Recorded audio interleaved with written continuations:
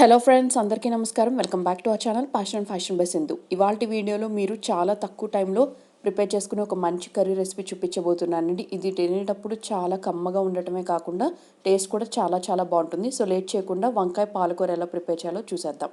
First stove మీద ఒక కడాయి పెట్టుకుని కడాయిలోకి ఒక 1 టేబుల్ స్పూన్ వరకు ఆయిల్ అనేది పోసానండి. ఆయిల్లోకి జీలకర్ర, పచ్చిశనగపప్పు, ఆవాలు ఈచ్ 1 టీ స్పూన్ చొప్పున వేసాను. ఒక 1/2 టీ స్పూన్ పసుపు వేసి ఒక 7 వెల్లుల్లి రెప్పలను సన్నగా ముక్కల్లా తరిగి వేసుకున్నానండి.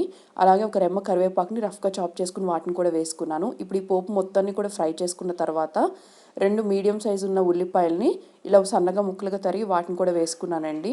మనకి ఉల్లిపాయలు లైట్గా మగ్గితే సరిపోతుంది. ఇప్పుడు సుమారు ఒక 1/4 కేజీ వంకాయలని ఇలా పొడుగ్గా ముక్కలుగా కట్ చేసుకుని వేసుకున్నాను. టేస్ట్కి సరిపడా సాల్ట్ అనేది వేసి ఒకసారి బాగా కలుపుకొని మూత అనేది పెట్టేసి లో ఫ్లేమ్లో ఒక 10 మినిట్స్ పాటు మగ్గించుకోవాలండి.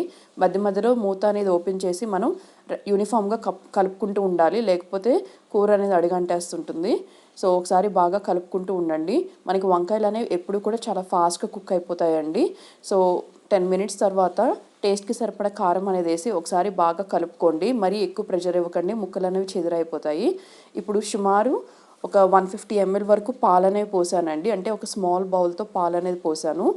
పాలు అనేది పోసి ఒకసారి బాగా కలుపుకొని మూత అనేది పెట్టేసి పాలు దగ్గర పడి చిక్కగా అయ్యేంత వరకు కుక్ చేసుకోవాలండి లో ఫ్లేమ్లోనే. ఇప్పుడు కొద్దిగా సన్నగా తరిగి పెట్టుకున్న కొత్తిమీర కూడా వేసి ఒకసారి బాగా కలుపుకున్నాను.